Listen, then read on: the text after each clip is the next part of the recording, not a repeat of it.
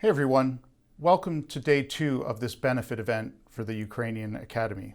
My name is Aaron Wendland. I'm Vision Fellow in Public Philosophy at King's College London and a Senior Research Fellow at Massey College Toronto, and I'm honored to be hosting this benefit event. The title of the conference is What Good is Philosophy? The Role of the Academy in a Time of Crisis, and it is meant to generate support for establishing a Center for Civic Engagement at Kyiv Mohyla Academy. This center will provide support for students, scholars, and publicly engaged academics in Ukraine who are doing excellent work in very difficult circumstances. We will put some information up on the screen after the talk.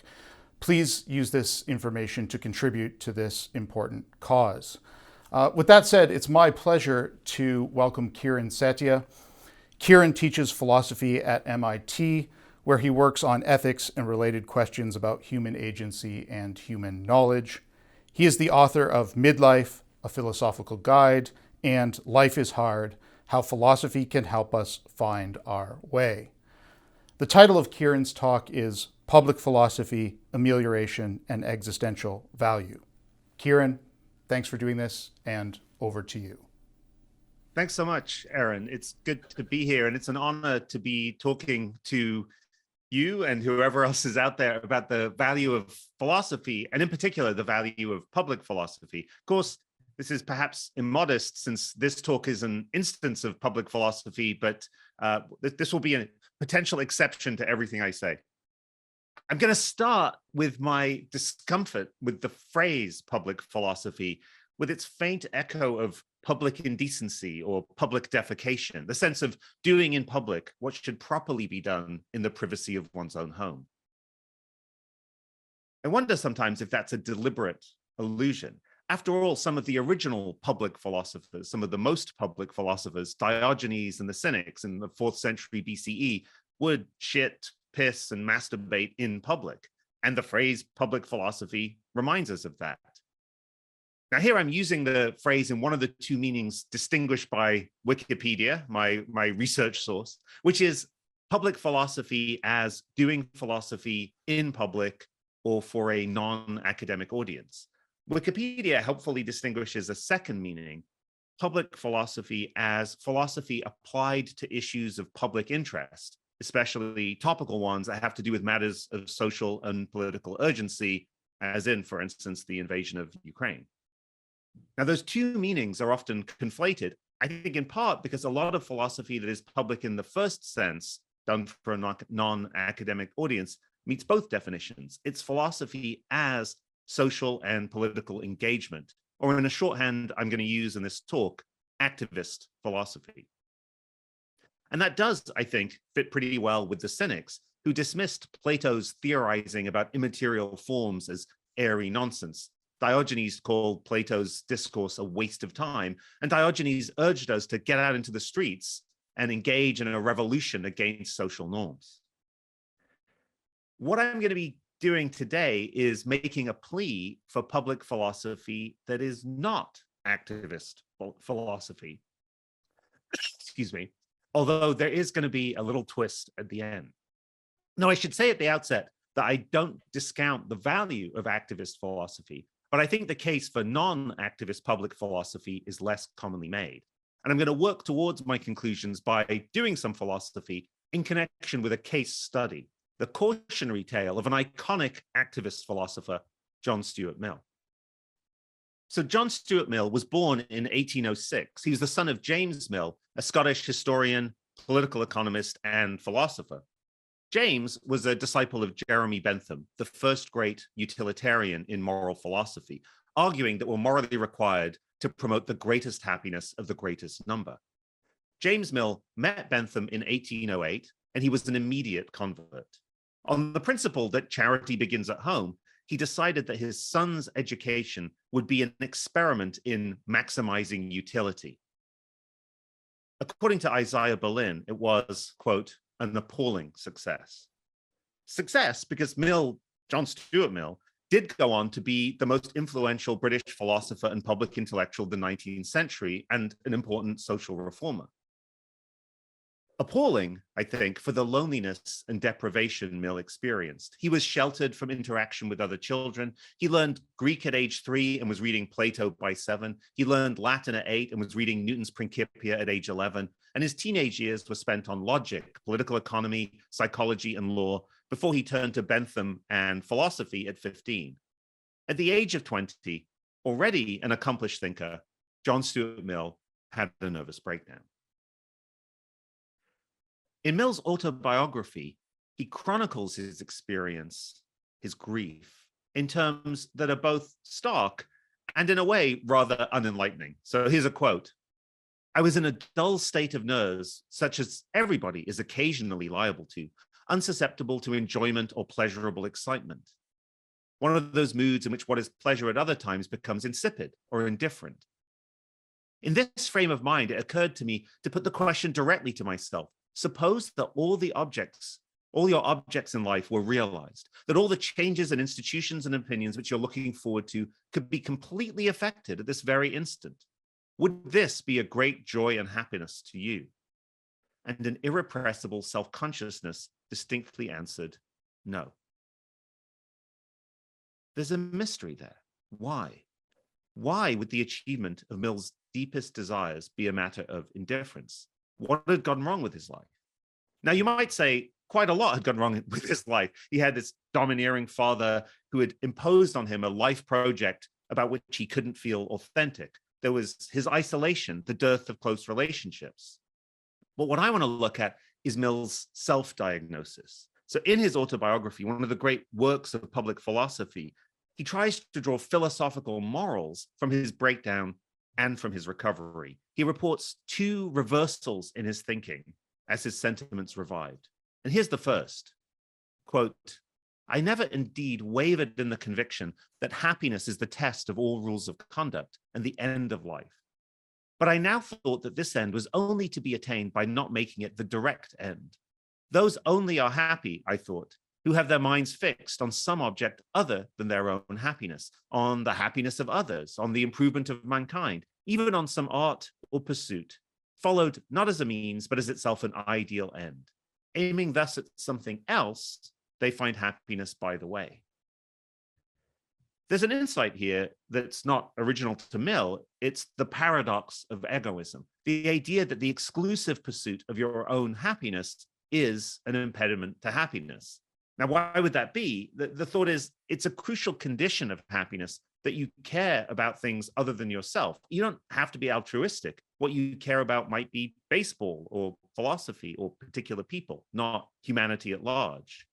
But when you care about other people or other things, they can become sources of happiness, though also of vulnerability. And if you don't, there's nothing to be happy about. Now, that's an important idea, I think, but it's actually quite odd that Mill would bring it up in relation to himself. After all, his problem was not undue devotion to his own happiness. If anything, it was the opposite. It's closer to the mark to cite here not the well-known paradox of egoism, but the much less discussed paradox of altruism. The idea that if the only thing that matters in life is helping other people, and the only thing that matters in their lives is helping other people, then we seem to be embarked on an endless regress in which nothing really matters. There's a quip here attributed to W.H. Auden that I like. He wrote, "The poet is capable of every conceit but that of the social worker." And the social worker says, "We're all here on earth to help others. What on earth the others are here for, I don't know." It was as if Mill was the social worker to Auden's poet. I think to get to the bottom of what the mistake is there, we have to turn to the second great reversal in Mill's thinking, a diagnosis of his breakdown that sounds a quiet, unmarked echo of Aristotle.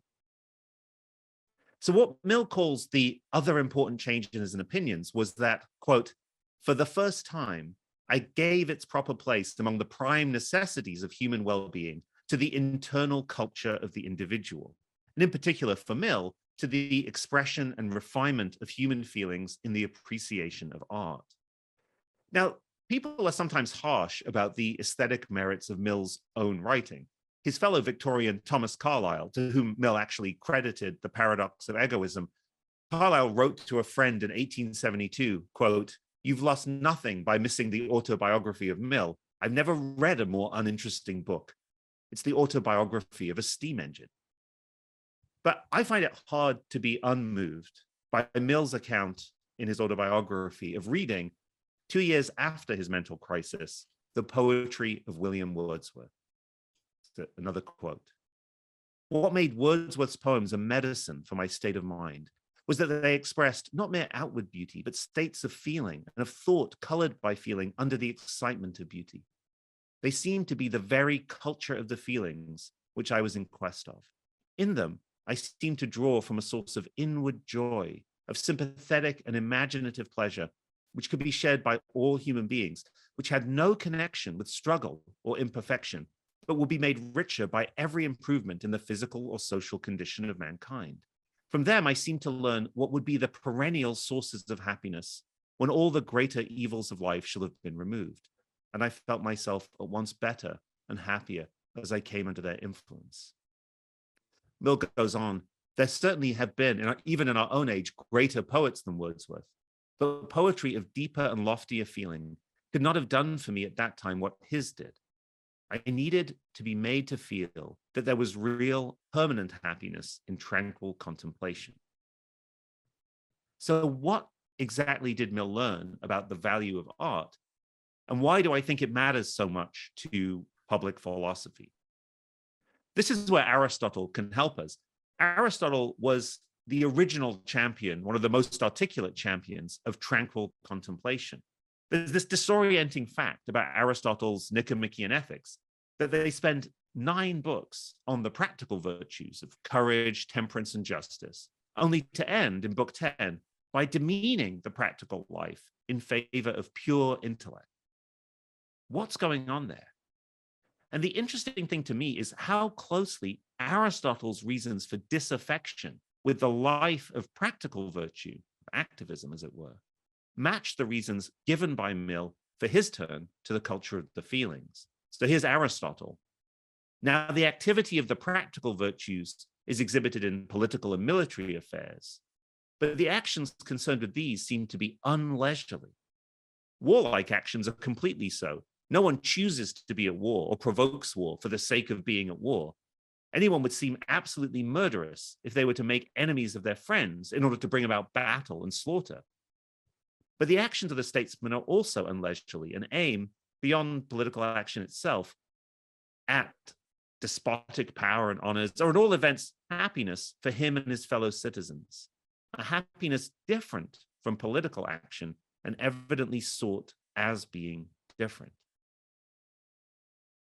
So like Mill, Aristotle is concerned that the activities of practical virtue, fighting wars, engaging in politics, working for social reform, are sustained by struggle and privation. Their value turns on the existence of problems, difficulties, needs, which these activities aim to solve.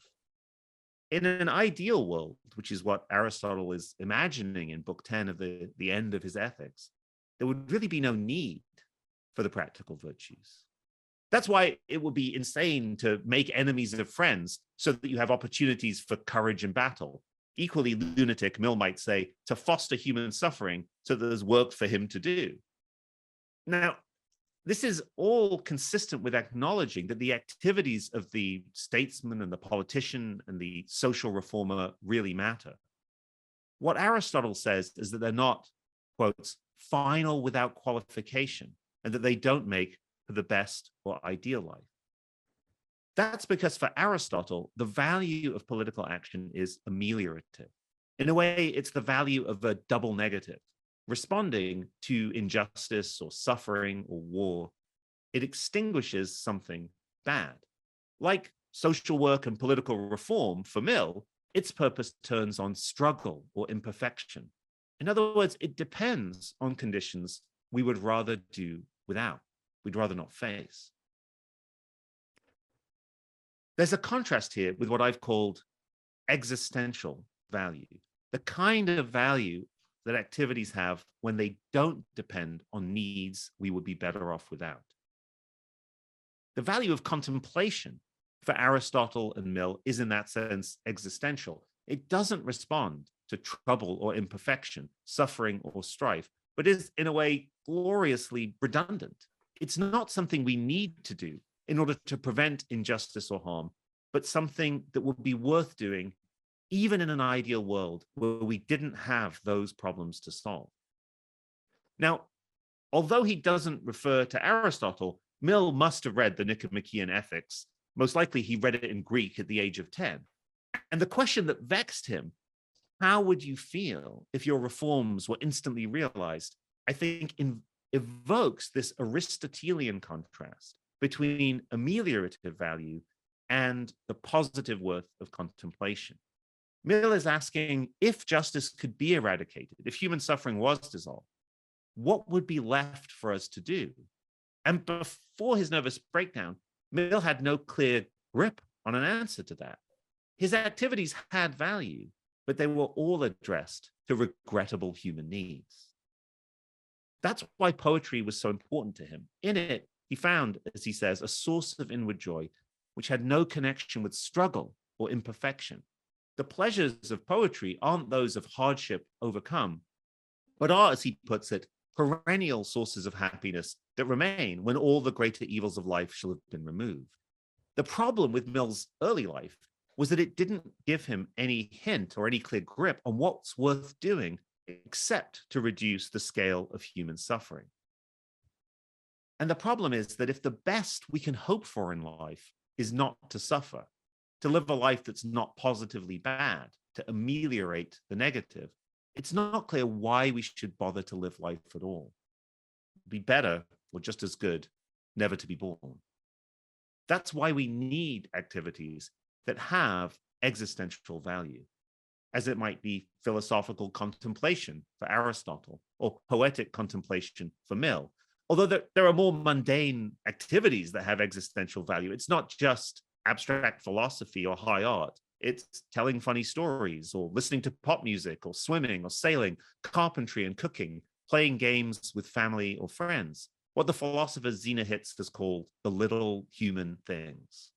They are all sources of inward joy, unconnected with struggle and imperfection, perennial sources of happiness when the greater evils of life shall have been removed. So what does this have to do with philosophy? What I think is important is that we need to recognize here existential as well as ameliorative value. That's to say, the existential and not just ameliorative value of philosophy. Not just activist philosophy that tries to deal with the problems of the world, but the value of philosophy that doesn't. Now, there's an awkwardness here. You might say, okay, in an ideal world, I get it. We do non-activist philosophy. We'd listen to music and tell jokes and hang out with friends. That would be fine. But what about the actual world with its human and political crises? In circumstances like ours, shouldn't amelioration take precedence?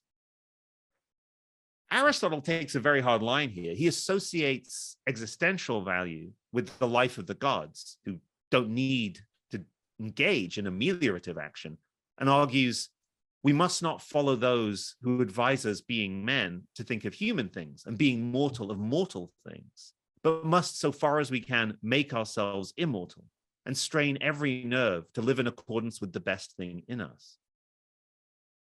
We may be less sure about that. There's a challenge here. How can we sit around arguing about non-practical questions in philosophy, like the existence of numbers or the mind-body problem, in a world so stricken with hardship? Shouldn't we all be engaging in public philosophy? Or even better than that, just become activists? Go back to Diogenes the Cynic. Don't just write arguments. Enact the life you think we should live in public. So Diogenes goes out into the streets of Athens, living in a jar, not a house, flouting convention, walking around with a lamp, saying he's looking for an authentic human being, confronting people with their own complacency in ways they can't ignore. Public philosophy here looks a lot more like Occupy Wall Street than it does a New York Times op-ed. The challenge Diogenes faces us with is, how can you focus on the existential value of philosophy in a time of crisis? I think that's a challenge that has great force for individuals. I think the way to answer it is to think in social terms.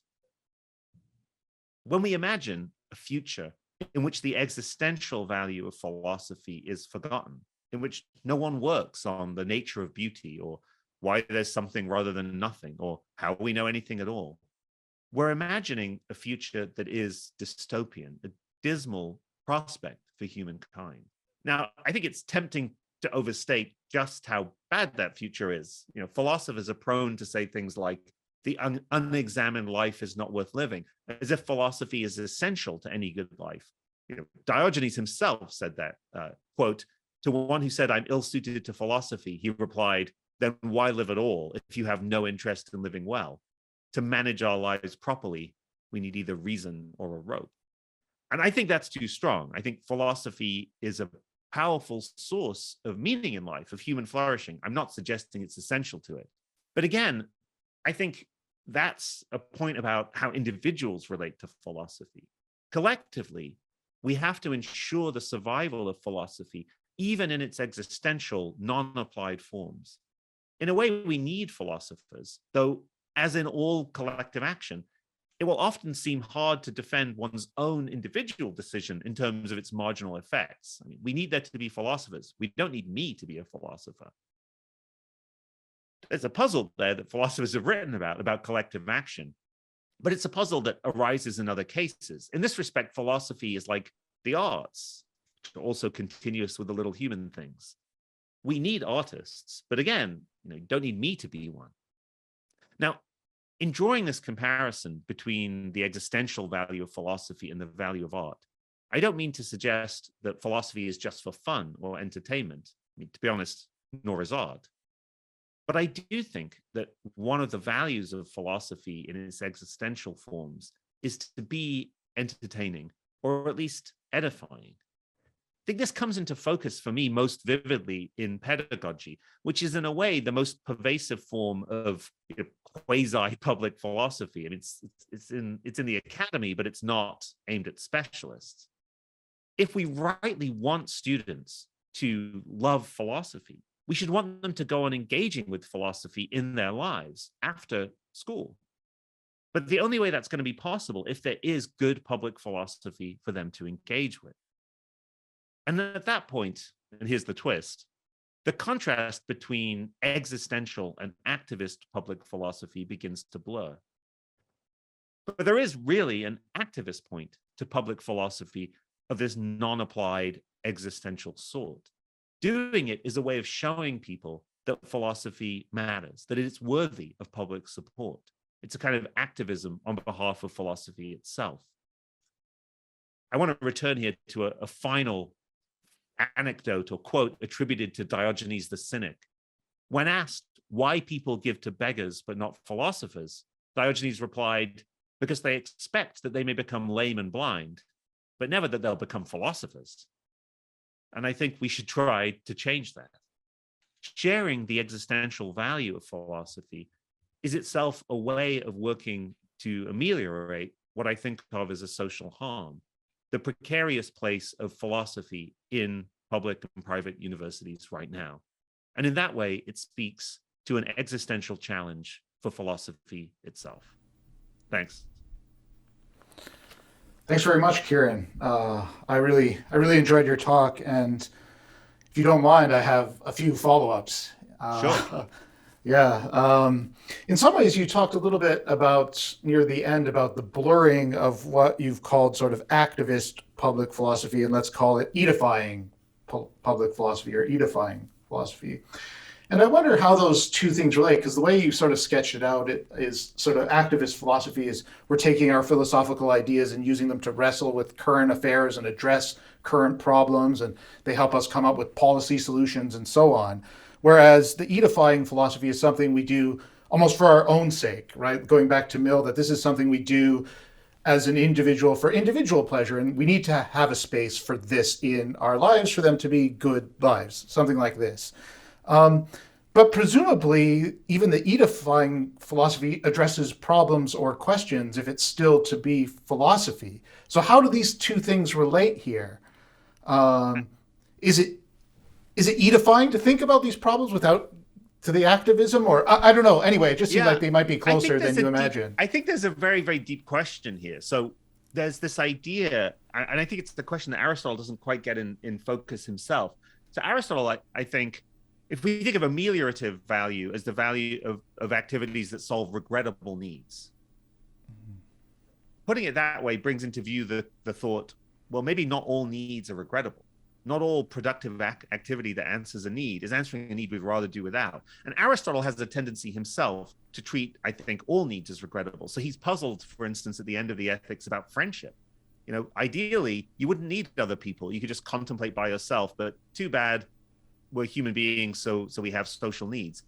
That's a case where I would say, well, yeah, we do have social needs, but I don't think of the need for other people as a regrettable need, one that, as it were, we'd get rid of in an ideal world. And I think that's relevant to your question about edifying philosophy. That one of the hardest questions about the kind of deep metaphysical questions of why there's something rather than nothing, or questions about epistemology, is, in a way, they're responsive. Those questions are responsive to a kind of need, which is, or a deficit, namely ignorance, that we don't understand something. But it's much less clear to me that the ignorance we have in relation to at least some of these questions are forms of ignorance we'd be better off without, as if ideally the oracle would just tell us the answers and we wouldn't have to philosophize ourselves. In some cases, maybe that's right, but in some cases, I think the needs that edifying philosophy answers are needs that we should cling on to. There's a wonderful passage in Malebranche, the early modern philosopher, in which he says, if I grasped the truth in my hand, like a butterfly, I would let go of it so that it could fly away again, and then I would seek it once more. And there's this thought that there's something about philosophical inquiry that is valuable in itself, even apart from its role in answering or reducing our ignorance. Right. Okay. So it, in some instances, this ignorance and the search for philosophy might help solve kind of concrete, practical problems, but in other senses, it's just a good in its own right that we pursue as a valuable exercise, full stop. Yeah, I mean, I think there'll be contention about this. I think some people will think, no, my relationship to metaphysical questions is just one of, I just wish the oracle would tell me the answer. I wish it is for me a regrettable need. I think part of what's coming out in your question is that for me, at least some of the central questions of philosophy are not like that. I don't think human life would be improved if someone just told us the answer. I think grappling with them is part of the value of philosophy we'd lose. Right. And even if those questions don't have in some way an immediate practical response, we've lost this exercise that is a valuable thing in its own right. No, exactly. Yes. Yeah. Maybe a couple quick follow-ups. That you were putting philosophy fairly close to art, and then at some point sport and other sort of forms of entertainment. And in some ways you also talked about poetry. And oftentimes this is one way to dismiss a philosopher, as if they're writing like an artist or a poet. They're doing bad poetry. Famously, it's been applied to continental philosophers by analytic philosophers. So I wonder if what is the relationship between philosophy and poetry here in these other arts? Presumably it's different, right? You don't want to say it's quite the same. So what is the distinction between philosophy and these other things? I think that's totally right. I mean, in a way, philosophy doesn't, according to my argument, have to be any more like poetry than sports are like poetry, or any of the other activities that have existential value are like poetry. I do independently have a kind of sympathy for the idea that the lines between philosophy and poetry are blurrier than some philosophers are prone to make them. And maybe this connects with your previous question, because I think the more you think of philosophical inquiry as scientific, and therefore potentially in the service of, as it were, technological mastery over the world, the more you might be inclined to think, no, philosophical inquiry is just, even the more pure forms of philosophical inquiry are just answering an unfortunate need, namely the need to know things we don't know.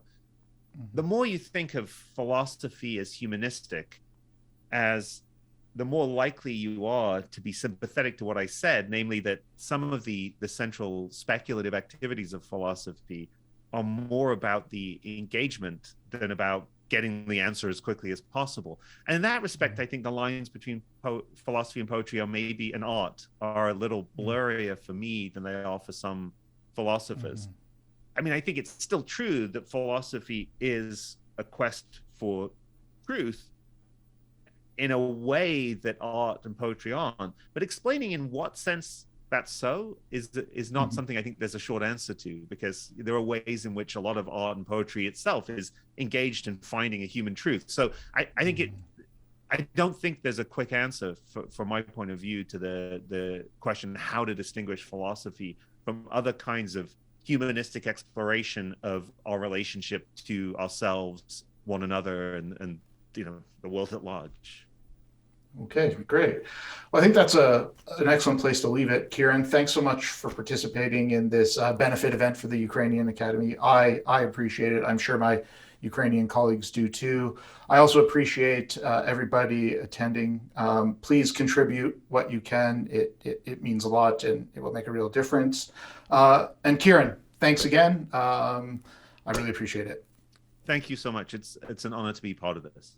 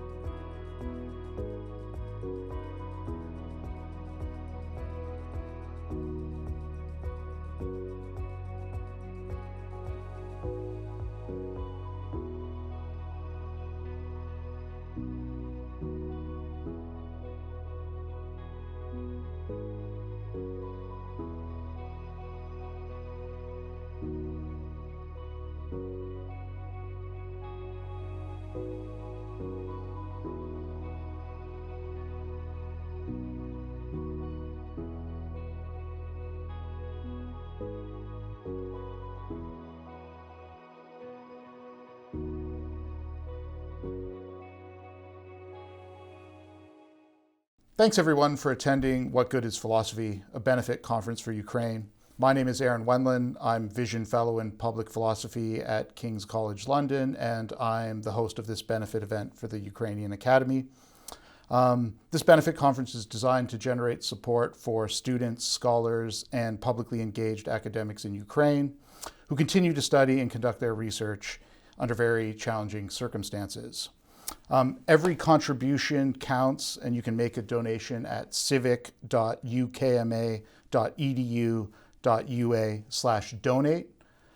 For more information about this initiative, please go to civic.ukma.edu.ua/benefit.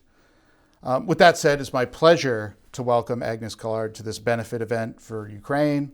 Agnes is an associate professor of philosophy at the University of Chicago. She is the author of Aspiration, the Agency of Becoming, and the editor of On Anger. She has a podcast with the economist Robin Hanson called Minds Almost Meeting, and she has written popular essays for the New York Times, the New Yorker, and The Point magazine, and she is Twitter famous for her takes on Halloween candy. So Agnes, thanks so much for coming. Thanks. So there's a TV show called The Good Place where it opens where someone has landed herself in heaven. And she's kind of in this idyllic world. And pretty quickly it emerges that she doesn't belong there. She wasn't actually good. And then a little bit later it emerges, actually, this isn't heaven, it's hell. And it's hard to imagine what the show would have been like without those wrinkles. What the show would have been like if she had just been a person who deserved to be in heaven and is hanging out in heaven and it's the real heaven and it's not hell. I don't think we would have wanted to watch it.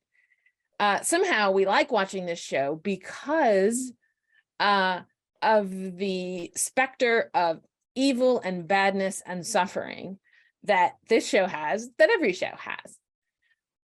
When I sometimes teach the book of Genesis, and, everyone knows the opening story of Genesis. Well, after the creation of the world, there's the Garden of Eden, and then Adam and Eve eat the fruit of the tree of knowledge of good and evil, and they get kicked out of the Garden of Eden. And I find when I teach this text that my students, they don't really seem to think it was such a bad thing to be kicked out of the Garden of Eden. Their attitude is more like, that's when the story gets started. That's when going gets good. It's kind of boring when Adam's just sitting around naming the animals. They sort of seem to be glad we got kicked out. Another book I teach a lot is Plato's Republic. And in Plato's Republic, he sets up this ideal perfect society. And he sort of imagines, what if you could just make exactly the society you wanted? He sets up the society he calls the Callipolis, the beautiful city, in which philosophers get to rule and everything is done the way it should. Nobody wants to live in the Callipolis. Even Aristotle didn't like the Callipolis. If you look at other descriptions of utopias, like More's utopia or Bacon's utopia in New Atlantis, readers don't say to themselves, I wish I could live there. They're not attracted to these utopias. And you might say, okay, well, there's a variety of excuses that people, or reasons that people can give, like, well, in the Callipolis, there's a noble lie. Everyone is told a lie when they're born, that they were born from the earth, and bunch of other stuff. So you might say, okay, I don't want to live in a city that's based in a lie. And, with More's utopia, there's slavery, a bunch of other problems. I don't want that. In, Bacon's ideal city of Bensalem, it's kind of like a university. It's very scholastic. He's very into chastity. So maybe we're like, I don't like that. So we might point out like the particular features of each utopia and say, that's what I don't like. That's what I don't like. That's what I don't like. But if you add it all together, there's something suspicious about the fact that we always have a problem with a utopia. That no matter what utopia someone puts before us, we're like, no, I don't like that one. So there seems to be a paradox about paradise, which is that we don't like it. And I think something, you might say, well, what if you actually went to a paradise? What if you actually found yourself in a real utopia? Would you like it or not? It's hard to know because we haven't been to one, but we do actually have an essay by William James called What Makes a Life Significant, in which he pretty much had an experience of that kind. So I'm just going to read a little bit from that essay. He says, A few summers ago, I spent a happy week at the famous assembly grounds on the borders of Chautauqua Lake. The moment one treads that sacred enclosure, one feels oneself in an atmosphere of success. Sobriety and industry, intelligence and goodness, orderliness and ideality, prosperity and cheerfulness pervade the air. It is a serious and studious picnic on a gigantic scale. Here you have a town of many thousands of inhabitants beautifully laid out in the forest and drained, equipped with means for satisfying all the necessary lower and most of the superfluous higher wants of man. You have a first-class college in full blast. You have magnificent music, a chorus of 700 voices with possibly the most perfect open-air auditorium in the world. You have every sort of athletic exercise, from sailing, rowing, swimming, bicycling to the ball field, and the more artificial doings which the gymnasium affords. You have kindergartens and model secondary schools. You have general religious services and special clubhouses for the several sects. You have perpetually running soda water fountains and daily popular lectures by distinguished men. You have the best of company and yet no effort. You have no zymotic diseases, no poverty, no drunkenness, no crime, no police. You have culture, you have kindness, you have cheapness, you have equality. You have the best fruits of what mankind has fought and scrambled and striven for under the name of civilization for centuries. You have, in short, a foretaste of what human society might be, were it all in the light, with no suffering and no dark corners. Okay, so this is James showing up in a utopia. He follows up. I went in curiosity for a day. I stayed for a week, held spellbound by the charm and ease of everything, by the middle-class paradise, without a sim, without a victim, without a blot, without a tear. And yet, what was my own astonishment on emerging into the dark and wicked world again, to catch myself quite unexpectedly and involuntarily saying, "Oof, what a relief. Now for something primordial and savage, even though it were as bad as an Armenian massacre, to set the balance straight again. This order is too tame, this culture too second-rate, this goodness too inspiring. This human drama without a villain or a pang, this community so refined that ice cream soda water is the utmost offering it can make to the brute animal and man, this city simmering in the tepid lakeside sun, this atrocious harmlessness of all things, I cannot abide with them." So this is James turning away from the utopia. I don't think there's a single parenthetical more shocking to me in all of philosophical writing than the one with the phrase "an Armenian massacre." I'll just read it again. Now for something primordial and savage, even though it were as bad as an Armenian massacre, to set the balance straight again. So he's saying that his week in a perfect idyll was so horrific that it made the genocide of over 1 million people look good. And I mean, the phrase "now for something," like, what exactly is he proposing? Like, does he want to be among the massacred, or to watch, or to perpetrate it? You sort of don't want to think too carefully about that sentence. But let me go on a little bit. The ideal was so completely victorious already that no sign of any previous battle remained, the place just resting on its oars. But what our human emotions seem to require is the sight of the struggle going on. The moment the fruits are being merely eaten, things become ignoble. Sweat and effort, human nature strained to its uttermost and on the rack, yet getting through alive and then turning its back on its success to pursue another more rare and arduous still. This is the sort of thing the presence of which inspires us, and the reality of which it seems to be the function of all the higher forms of literature and fine art to bring home to us and suggest. At Chautauqua, there were no racks, even in the place's historical museum, and no sweat except possibly the gentle moisture on the brow of some lecturer, or on the sides of some player in the battlefield. So the weird thing is that James makes it really clear that Chautauqua corresponds in just about every detail to what he would have produced if he'd had to contribute to the strand of utopian literature to which Plato's Callipolis and More Utopia, etc. belong. Chautauqua is his idea of utopia. Like, he would have created this, and then he would have shown up and hated it. Which is weird, right? Why does this keep happening to us? Why do we keep creating paradises and utopias and then showing up to them and saying, "No, I don't like it"? So I mean, in a way, my first goal in this talk, and kind of my main goal, is just to get you to puzzle over that question, because I think it's a really deep and fascinating question, really deep philosophical question. You know, there's a lot of utopian literature. I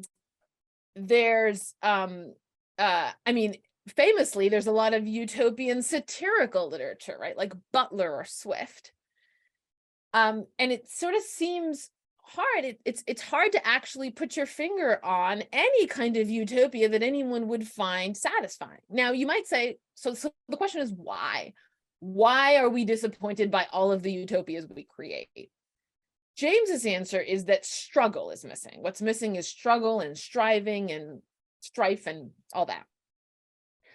But so, like, imagine you could put it in there. I mean, so imagine there was like a pit in Chautauqua and you could fall into the pit and then you'd have to climb out of the pit, right? Would we be satisfied then? It would, like, Chautauqua plus the pit, or like Chautauqua plus, like, there's really bad weather sometimes? I feel like we wouldn't be satisfied. That is, we're not happy with the struggle and strife that is only inserted into the story in order to satisfy our desire for struggle and strife.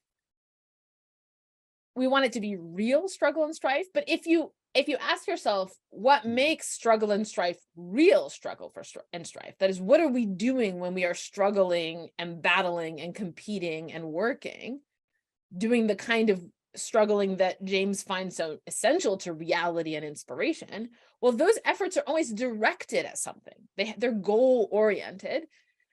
The kind of goal that they're often oriented towards is something like the creation of a better world, namely a world that looks a lot like Chautauqua, right? So surely we would like to end poverty and disease and crime and inequality and massacres. Surely we want ample educational and recreational opportunities for all. Speaking more for myself, I wouldn't say no to perpetually running soda water fountains. These are the sorts of things we struggle for. So there's just something deeply puzzling about the fact that happiness and meaning rests on struggling for a result that, once achieved, you find distasteful. And more generally, right, if you find yourself in a position where you're longing for massacres, you know that somewhere something has gone wrong in your thinking. Okay, so now I want to make a suggestion about a direction, a line of thought for, pursuing the solution to this problem. But it's only a suggestion, and I'm very open to other possibilities.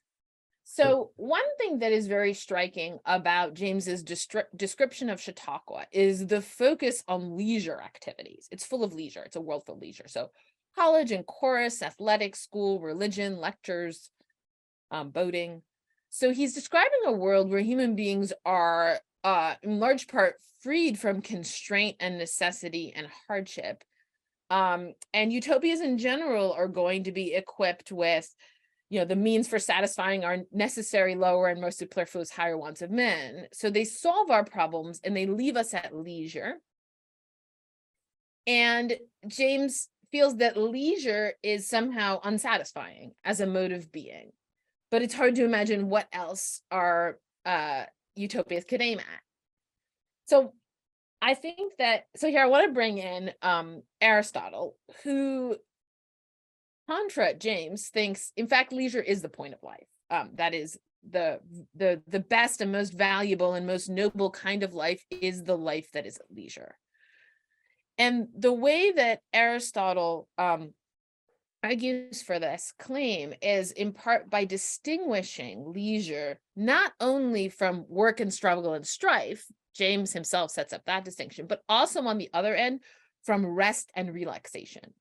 So Aristotle thinks leisure is not the same thing as rest. So I think the concept of rest or relaxation is relatively familiar to us, right? It sort of has two faces. There's sort of self-care and exercise and me time and therapy and unplugging and sleep. That's a kind of relaxation. But then there's also sort of, humor and games and trivial amusements or hobbies, simple pleasures, vacations, virtually anything whose attraction lies in the fact that it's fun. So Aristotle thinks that neither of these two faces of relaxation, neither self-care nor entertainment, counts as the proper use of leisure. I'm going to quote Aristotle, disparaging relaxation as being of merely instrumental value. So this is Aristotle, Nicomachean Ethics 10:6. Now, to exert oneself and work for the sake of amusement seems silly and utterly childish, but to amuse oneself in order that one may exert oneself, as Anacharsis puts it, seems right. For amusement is a sort of relaxation, and we need relaxation because we cannot work continuously. Relaxation then is not an end, for it is taken for the sake of activity. So Aristotle chalks up our affinity for relaxation to the lamentable fact that mortal beings are incapable of continuous activity. We need breaks from doing what matters.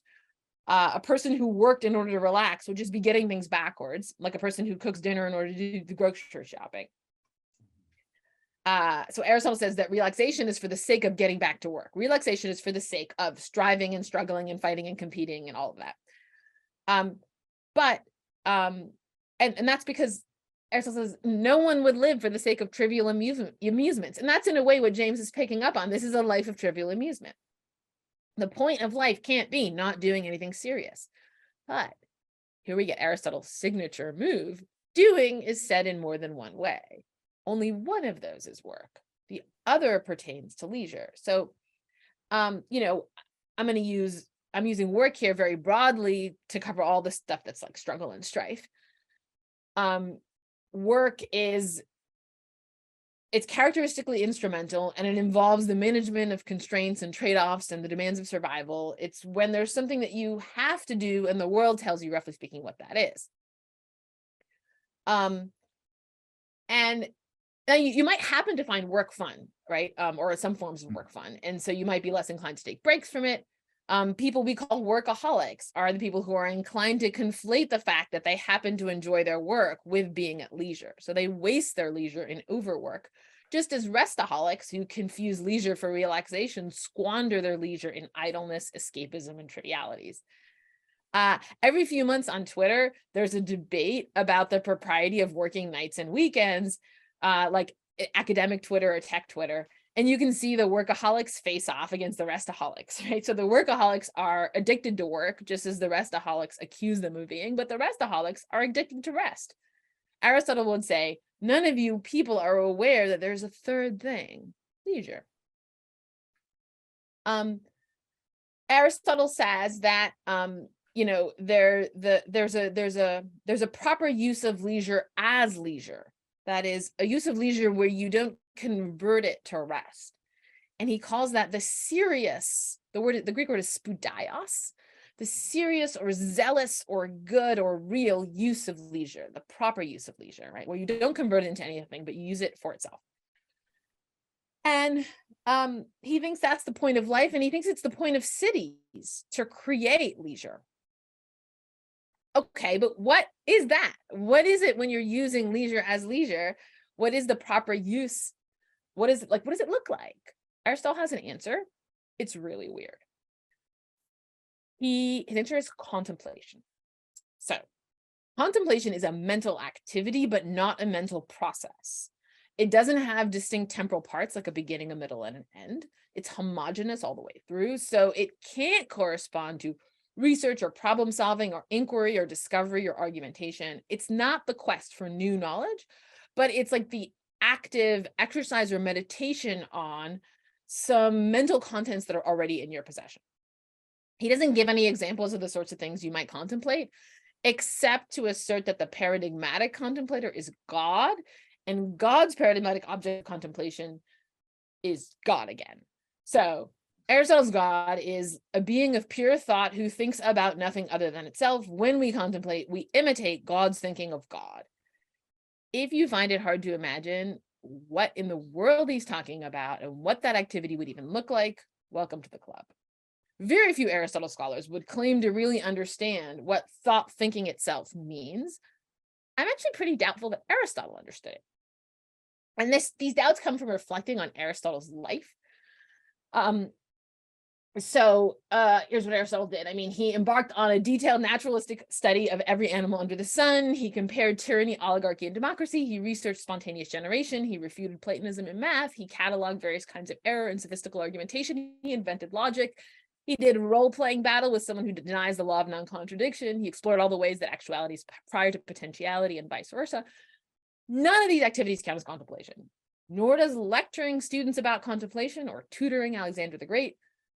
Precisely because contemplation epitomizes the leisurely use of leisure, Aristotle declares the contemplative life to be the happiest possible life a person can live. So why didn't he live one? Why did he choose instead to live an intellectually productive life of inquiry, argumentation, discovery, and education? Aristotle's God outputs nothing. Why didn't Aristotle imitate that? I'm going to start with an easier question. Why don't I do it? Why don't I live? I don't live a contemplative life. It's not because the prospect is unappealing. Being divine sounds great. The problem is I have no idea how to do it. I mean, suppose I know the Pythagorean theorem. How do I contemplate it?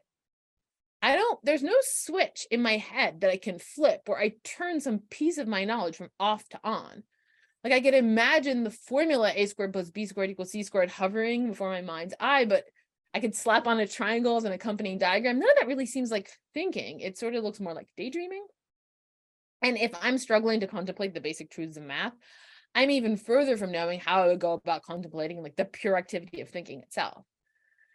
Thinking, as I see it, is a structured process, not an undifferentiated activity. It has to go somewhere, finding an answer, clarifying a question, constructing an argument, spotting a hole in an argument, putting something together, picking it apart, or doing both in alternation, puzzling over something until a pattern comes into view. Thinking aims at an end, and when it reaches that end, it's done, completed. If I want to go on thinking, I am, unlike Aristotle's God, going to have to find something new to think about. Okay. So I've come to suspect that Aristotle was not so different from me, and that when he described contemplative leisure, he was describing an ideal foreign to his own experience. Maybe that's why he found himself invoking God. Faced with the task of articulating a use of time that decisively and completely lived up to the standard of being a serious use of leisure, Aristotle found himself describing an activity that you'd have to be an immaterial, eternal, divine being to engage in. That would explain why the closest Aristotle comes to giving a concrete example of an instance of contemplation is, it's what God does. So not even Aristotle understood leisure. I think Aristotle gives us something like a placeholder term for what it would look like if we had something that filled the slot that leisure needs to fill. And we do indeed need to find a way to fill it. Otherwise, we get swallowed up by the paradox of paradise. But I'm still looking for what will fill that slot. Thanks. Thanks very much, Agnes. That was a fantastic talk. I really appreciate you coming and speaking at this benefit conference for the Ukrainian Academy. So I have a couple quick questions to sort of follow up on here. From the talk, it seems that, okay, we're not happy in these utopias because there isn't enough sort of struggle. And the struggle, you then say, can't be arbitrary. We can't just dig a pit and then have to come out of this pit. And this got me thinking that, is there such a thing as a non-arbitrary struggle for us or for human beings? So it seems like the tasks we might think about, we could have a choice between different things. You could be a philosopher, you could be a mathematician. There are all kinds of different opportunities we engage in.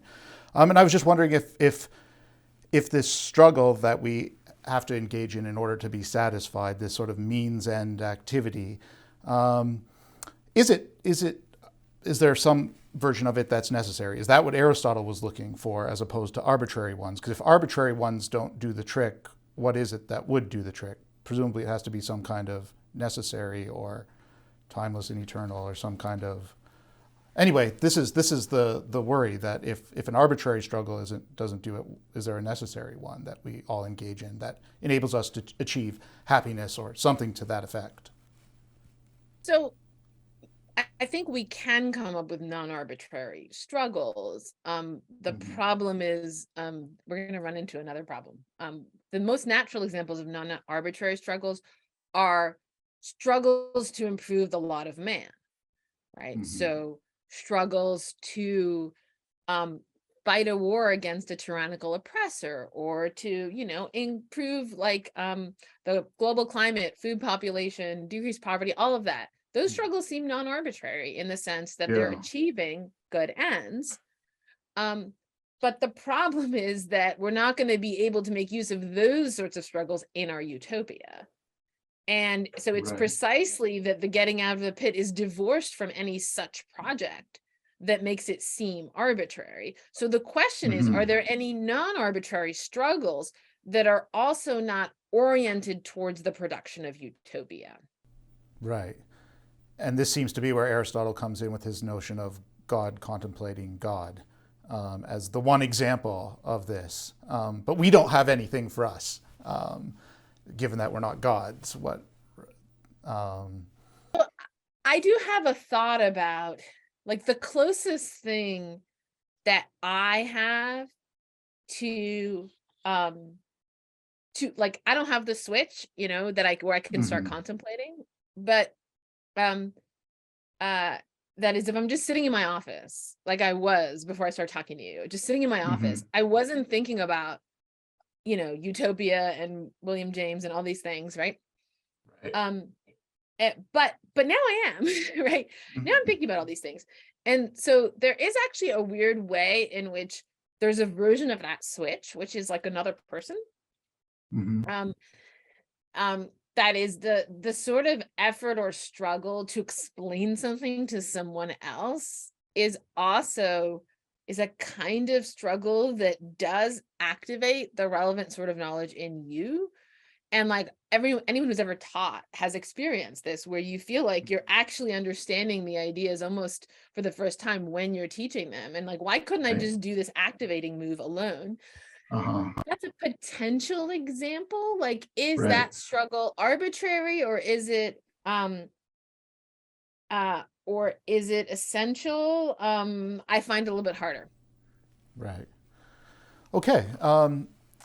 So we are out of time, but I'd like to, again, thanks so much for participating in this benefit event. And I want to encourage everybody who is attending to make a donation to support Ukrainian students and scholars who are, again, working and studying in very difficult conditions.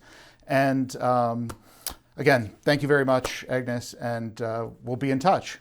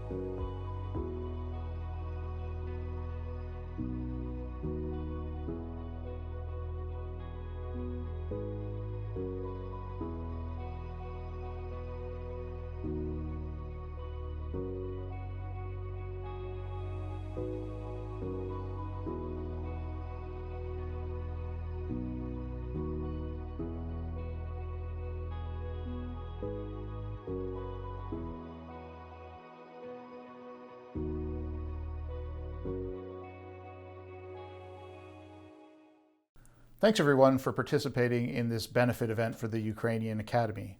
The title of the conference is What Good is Philosophy? The Role of the Academy in a Time of Crisis. And it is meant to generate support for establishing a Center for Civic Engagement at Kyiv Mohyla Academy.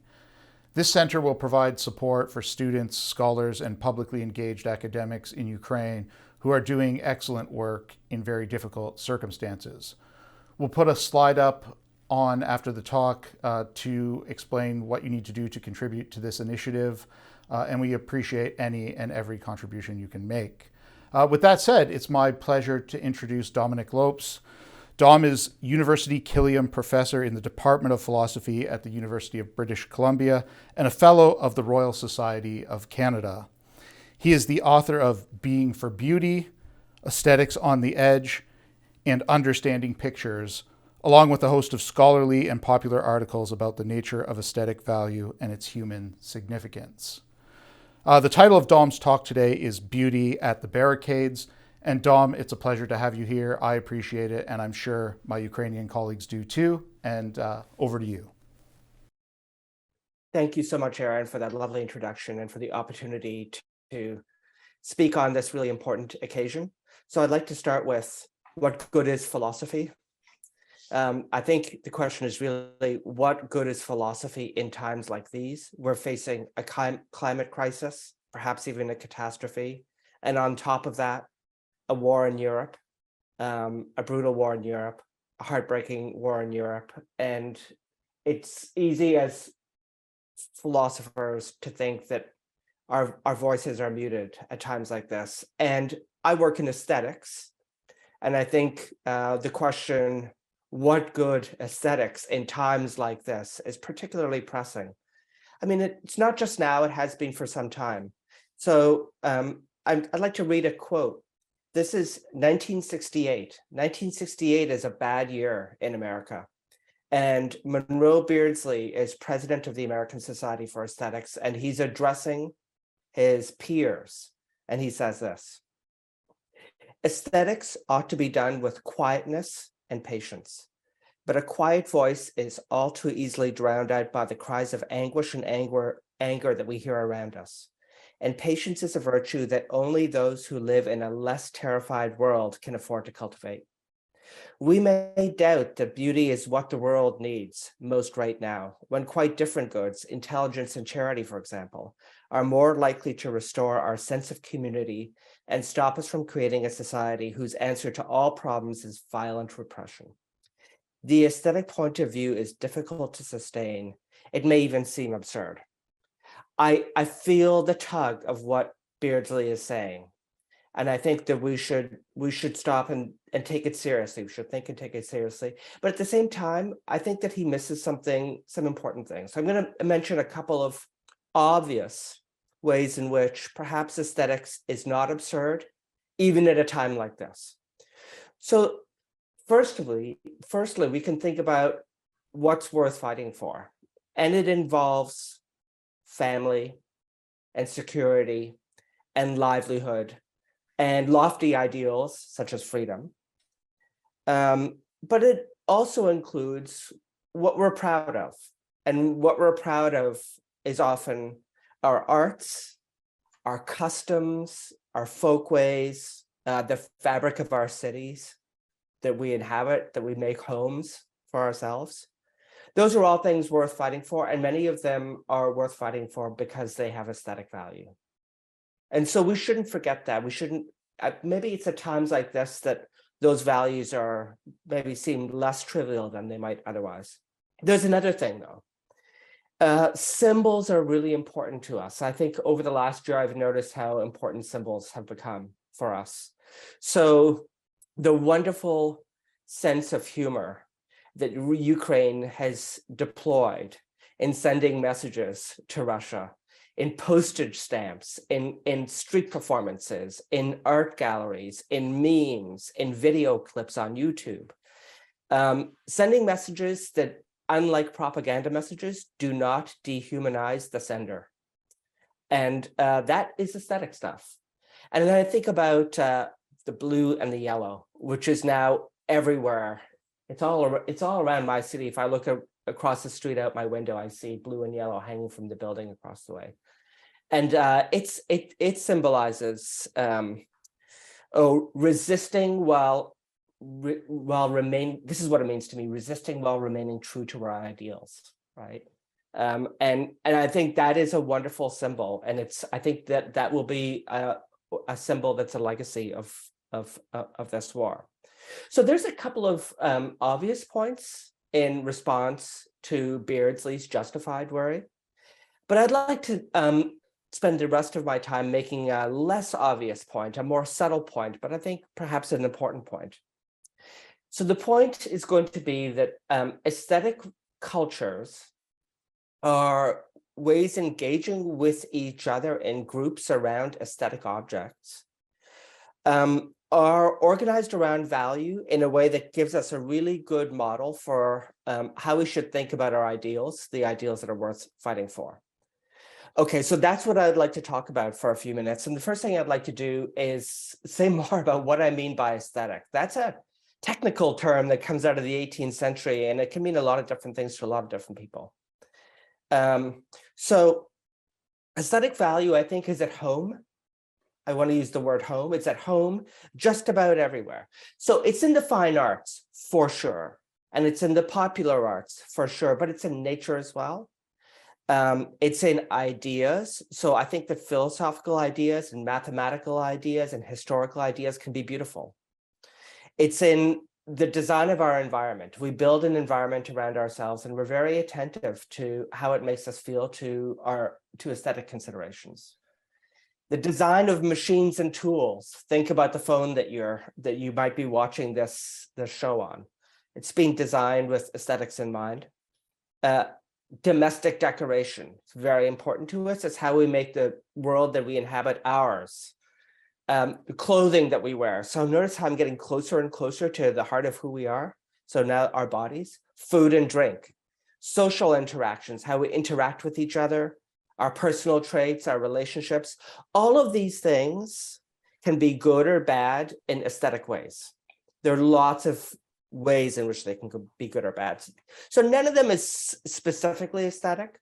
They're all aesthetic. So what is it that brings the aesthetic together? And I think it's a set of values. And so here are just some examples. Things can be elegant, or they can be edgy. They can be subtle, or they can be provocative.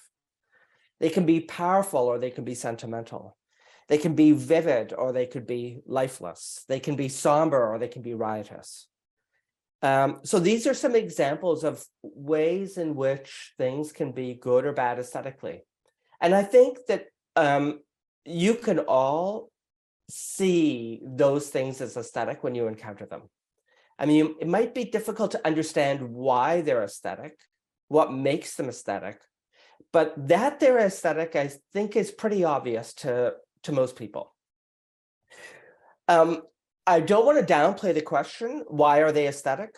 That is a question that calls for a theory to answer.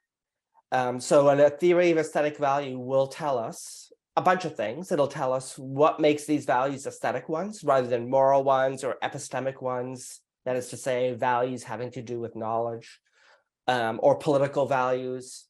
What makes them aesthetic? That's, a theory of aesthetic value will answer that question. It'll also should tell us why aesthetic values matter to us, why they give us reasons to engage with them, to appreciate them, to make them. So a theory of aesthetic value would be a great thing to have. That's what I do in the book that Aaron mentioned, Being for Beauty. I present a new theory of aesthetic value. But I'm not going to talk about that. That's a technical philosophical thing. Instead, I'd like to talk about an implication of my theory of aesthetic value that I think correctly represents how aesthetic values work for us. I think that they are pluralist. Now, the word pluralism can mean a lot of different things to a lot of different people. So I want to be very specific about what I mean by pluralism. I think that value schemes or systems of values are plural when they have 5 features. The first feature is that they differ from one aesthetic culture to another. So I want you to imagine a song, say it's a K-pop song, it's a girls' generation song, and it's got this little riff or a lick that's cheerful. You listen to that sequence of notes go by and you say cheerful. Now imagine a heavy metal band playing the very same sequence of notes. It would not be cheerful. It would be grotesque or mocking or something like that. So the very same set of notes can have one aesthetic value in one context and a different aesthetic value in another context. So there are different ways of making songs cheerful in different aesthetic cultures. Or if you think about, you want to make a dog cute. Well, there's pug cute. So a pug is a little dog with a scrunched up face, and they can be cute in one way. And then there's Patron, the Ukrainian Jack Russell Terrier. What it would take for him to be cute is something else entirely. So cuteness can vary from context to context. So here's the first feature of plural schemes of value. The values differ from one context to the next. Second feature, it's perfectly okay, or it's valid that they vary from one context to the next. So the way that the Girls' Generation song realizes cuteness is just perfect for K-pop. And the way that a heavy metal song might realize existential angst is going to be just perfect for that genre of music. So the different values aren't a mistake. That difference is exactly what we need in order to realize those values in those particular contexts. So that's the second feature of plural systems of value. Here's the third feature. When you have two different contexts or a bunch of different aesthetic contexts, cultures, there's no common measure that enables us to give sensible, meaningful answers to questions like, which is better, this or that? So I'm going to begin with a sports example of this feature. Incommensurability is the technical word that philosophers use for it. So what's better, a Venus Williams serve or a Pele pass? I don't think there's a good way to answer that question. It's actually a very bad question. I don't know how you would figure out what the answer is. They're just apples and oranges. Well, likewise, what is better, cuteness in a pug or the elegance of an Afghan hound? I don't know how you answer that question. What's better, the rawness of the heavy metal song or the cheerfulness of the K-pop song? They're just so different that there's no sensible way to answer those questions. So that's incommensurability. So that's our third feature. The first was difference. The second was the differences are valid within their context. And the third is there's no common measure that we can use to pull the differences that are valid in their context into line with each other so that we can make meaningful and sensible comparisons. Here's the third. These different values are, fourth rather, they're non-competing. They don't compete with each other. So let me give you an example of some values that do compete. So there's the medieval honor code of the samurai. It's called Bushido. And there's the ideal of nonviolent resistance. Gandhi called it Satyagraha. Of course, we have it in the United States, in Martin Luther King's ideals of nonviolent resistance as well. And they're incompatible with each other. If you think that one is the way to live, you can't think that the other is the way to live. If you are the medieval samurai, you can't make sense of or endorse nonviolent resistance. And if you endorse nonviolent resistance, you can't make sense of or endorse the medieval honor code of the samurai. So there's some incompatibility. So that the values are in competition with each other. If one is the value to have, the other can't be the value to have. Well, aesthetic values aren't like that. So you can think about walking into a church in Rome. It's a Rococo church, and there are these just syncopated rhythms of moving forms in the architecture. And then there's the Taj Mahal with its balance and its symmetry, its perfect balance and symmetry, where everything is mirroring everything else. It gives you a sense of solidity and reaching for the sky. Those are two different ways of being aesthetically good, and we can have them both. Neither speaks against or detracts from the other.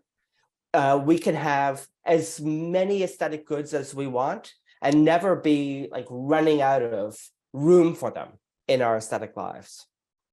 So that was the fourth feature of plural schemes of value. The fifth is that they are more or less comprehensible to each other. So if you know something about Mughal architecture, that's the Taj Mahal, the Rococo church interior might seem pretty unfamiliar to you, and it might require considerable effort to make sense of how it's working, what it's doing. You might not see it as syncopated, I think was the word that I used. That might not be the first term that comes to mind, but you'll have some grasp on it.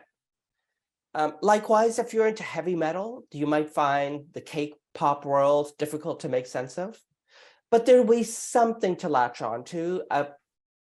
There will be some starting point for you.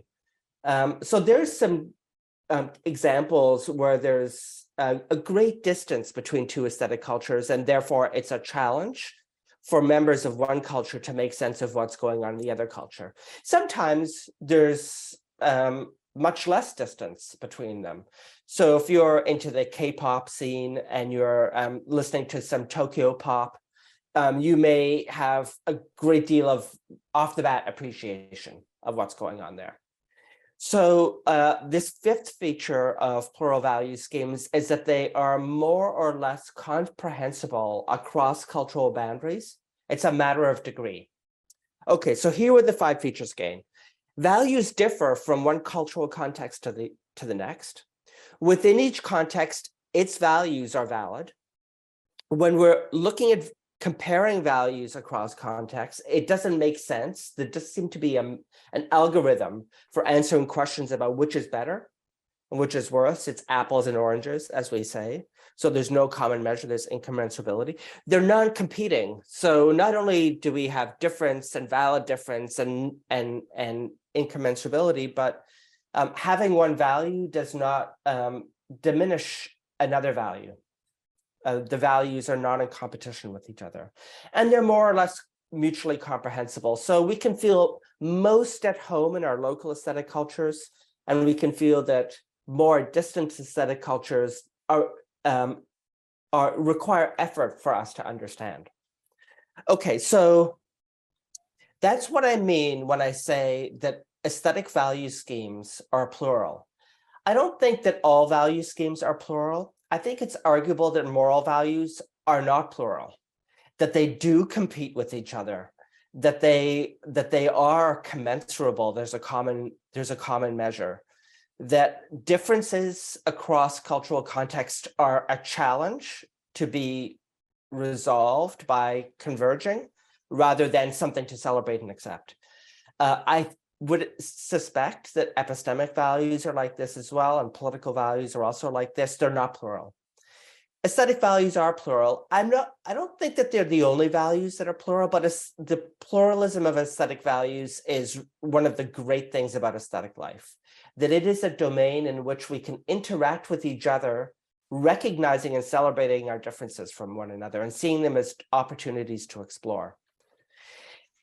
So I think that we have a need for there being some values like aesthetic values that are plural.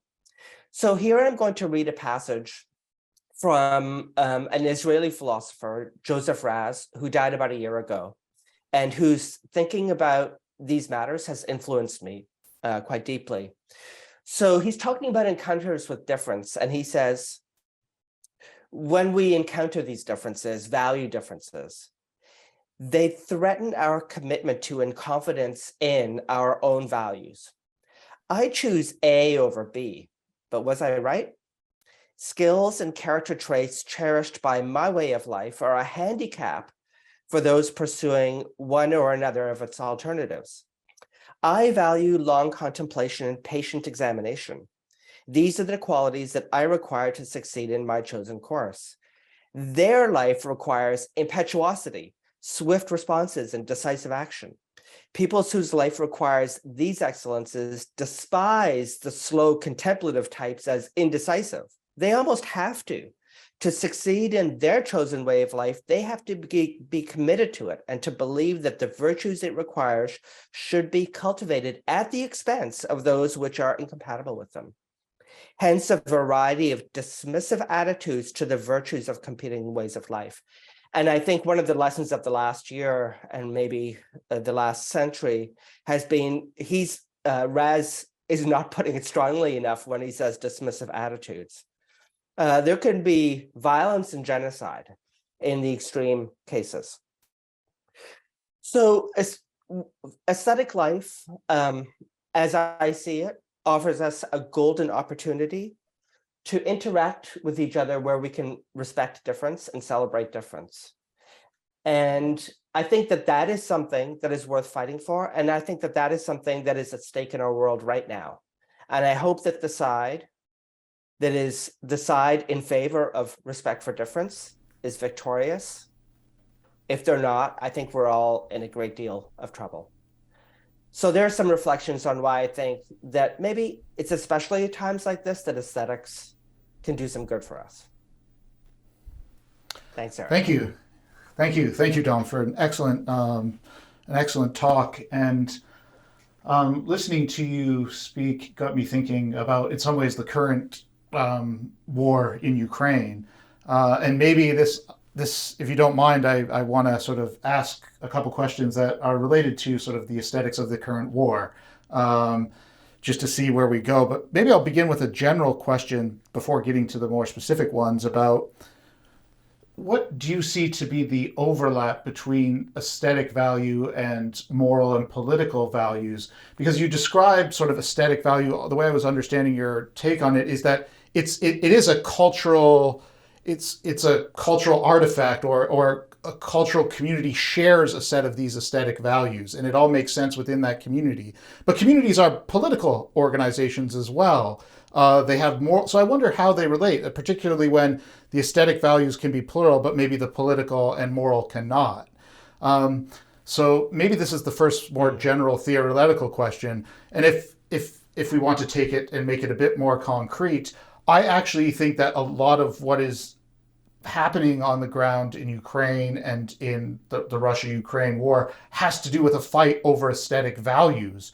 If you listen to the rhetoric about art, culture, history, I mean, there's a currently heated debate in Kyiv right now over Bulgakov, right? A famous writer from the 20th century who was in Kyiv and writing in Kyiv, writing in the Russian language. And what is... anyway, right, like, and independent of this, that you know, the rhetoric from the Kremlin is about Russian history and our greatness, and you mentioned things that they're proud of, their artists, their history. They're using this in some ways as propaganda. And so anyway, I think there are a lot of like concrete instances where aesthetic value is at play in this conflict.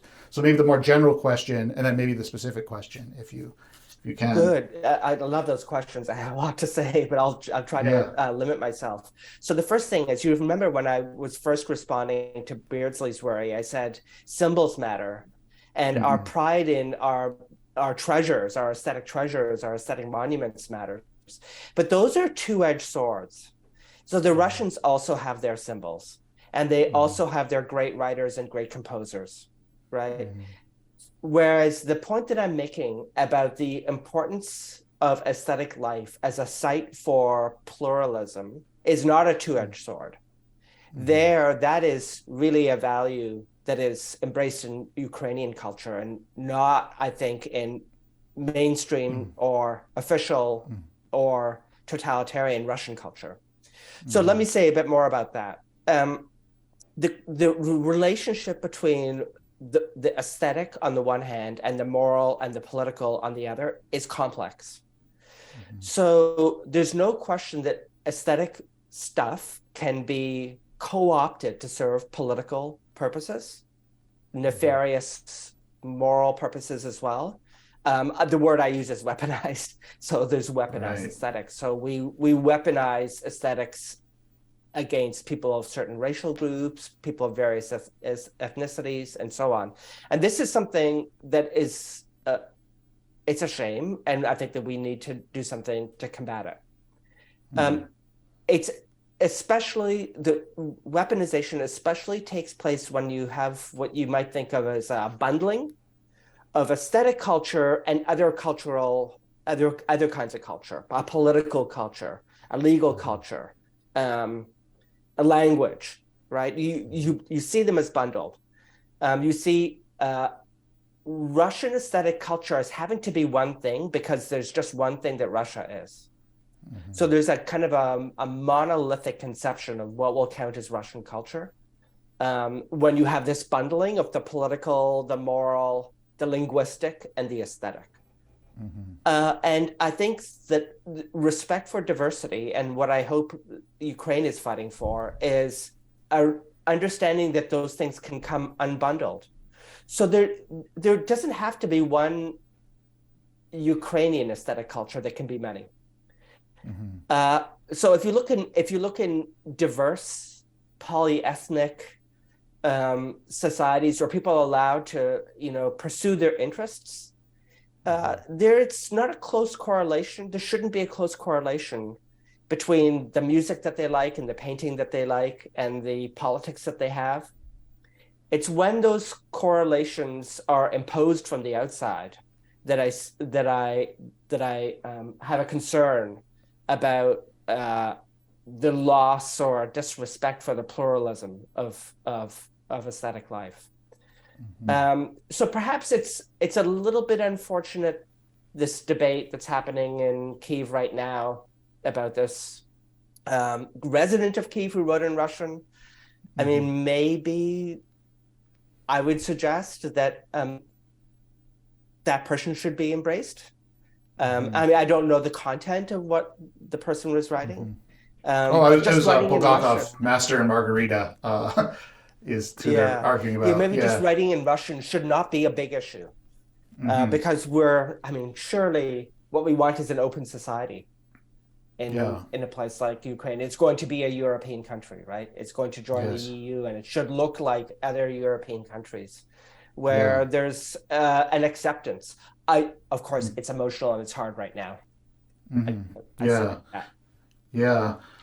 Maybe this gets to a sort of second question, maybe a refinement of my initial question, because you kind of ended on sort of a free, open society.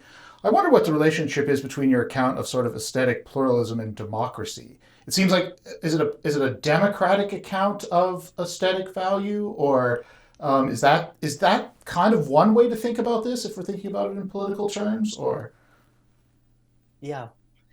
Political theorists are quite interested in aesthetic engagement as a model of good political life or democratic deliberation.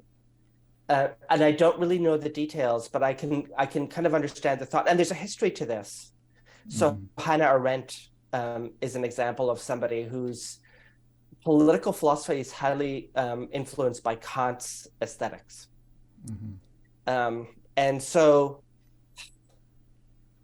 in a democratic society, you're looking for a community of equals who can stand in an egalitarian relationship to one another and create a social structure in which they can maintain that equality and in which that equality persists even as people pursue very different visions of the good life.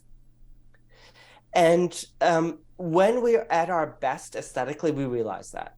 So when we're at our best, I'm not a heavy metal fan, but I'm sure glad it exists and I want to support it. And a healthy democracy is one in which you might not agree with your opponents, but you're glad that they're there. You're glad that they're different from you, that they see things different from you, and you want to support that. Now, of course, we're losing a grip of that, in the last 10 years in some European and some democratic states. But I think we can understand our concern about that by thinking about how far we're moving away from the model of what we want that's provided by aesthetic life. Right. Okay, Dom, we have to leave it there, but I want to thank you for an excellent talk. I also want to thank the audience for attending and participating in this benefit event for the Ukrainian Academy. I encourage everyone to contribute what you can to this initiative. We'll put something up on the screen in a second to explain how you can do that. And just thanks again, Dom. I really appreciate it.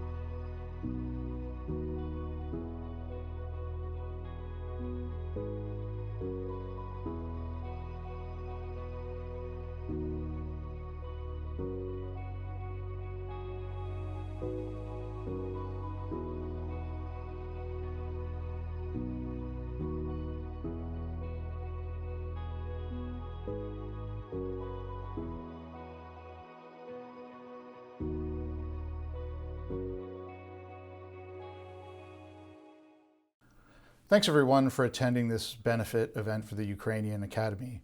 The title of the conference is What Good is Philosophy? The Role of the Academy in a Time of Crisis, and it's meant to generate support to establish a Center for Civic Engagement at Kyiv Mohyla Academy. This center will provide support for students, scholars, and publicly engaged academics who are working under very challenging circumstances in Ukraine.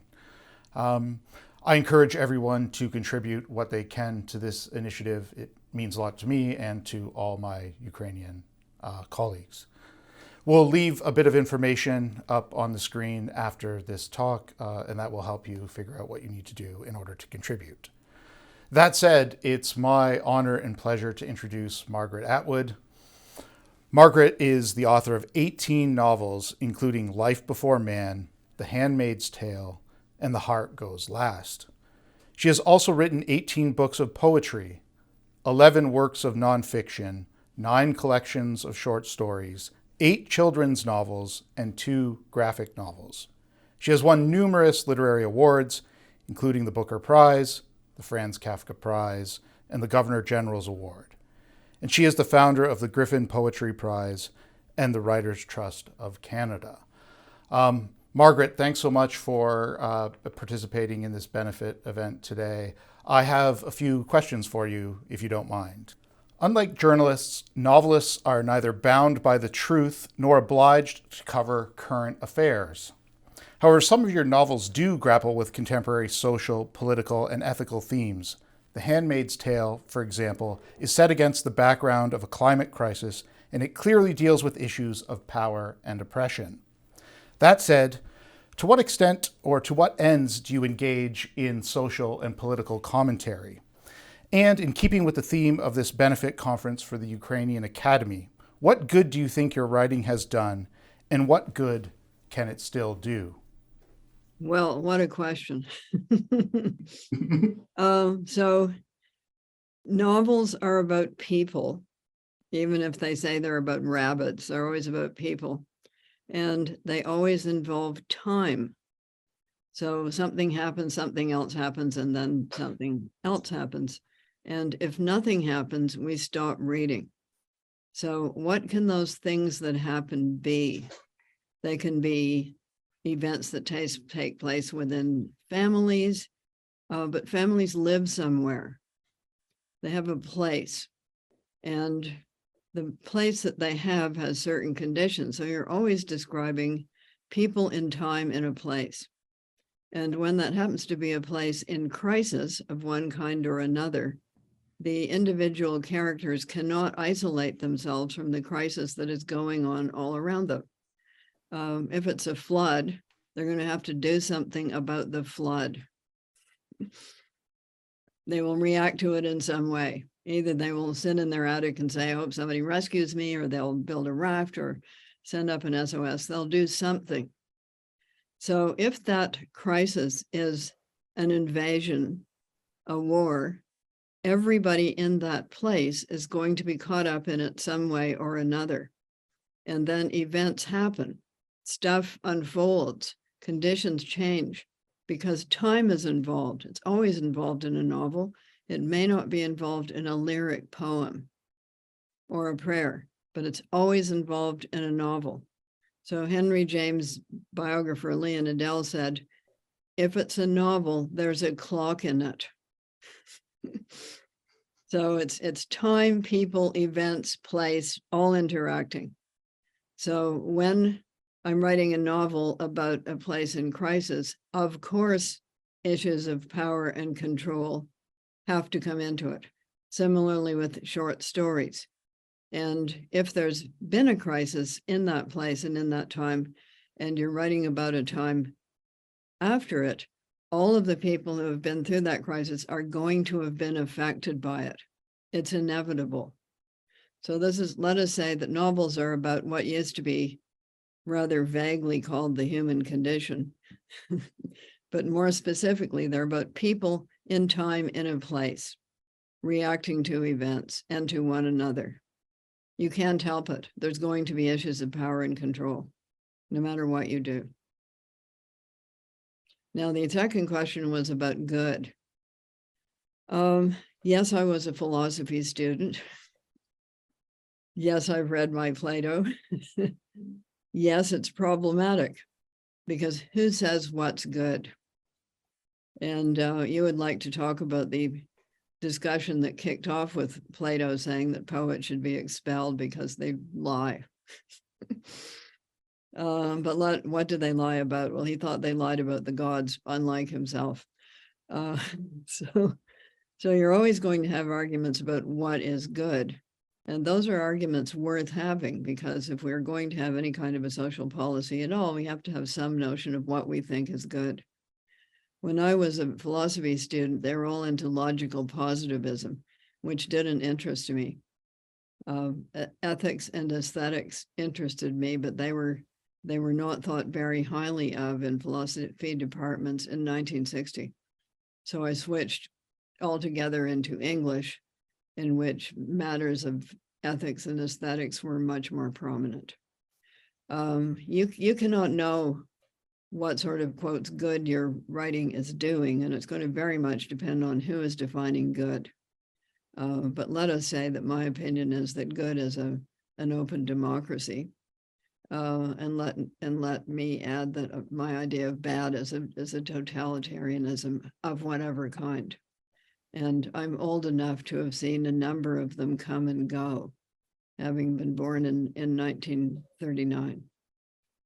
So I spent my early childhood in World War II and saw the effects of it really forever. You know, you can trace the knock-on effects of that war. We're seeing some of them now.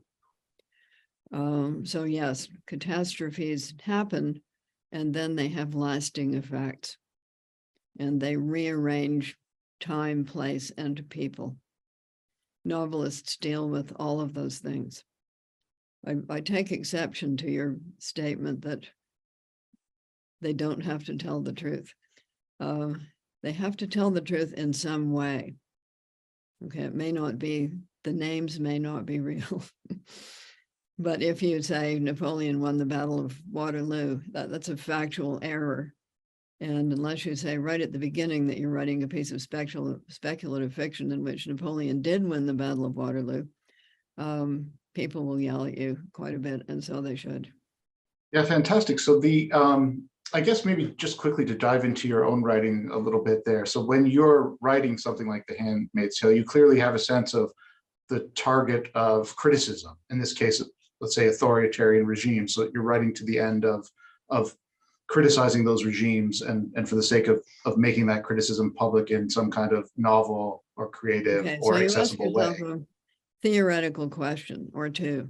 Yeah. And one of my theoretical questions was in 1984, what a corny year to start a dystopia. I couldn't help it. The question foremost is, if the United States were to become a totalitarianism, what kind of totalitarianism would it be? And on the theory of Aztec pyramids, or say Mesoamerican pyramids, they never tore down an existing pyramid. They built a layer on top of it. So what is the foundational layer of the United States of America? The foundational layer of the United States of America is 17th century Puritanism, with layers built on top of that.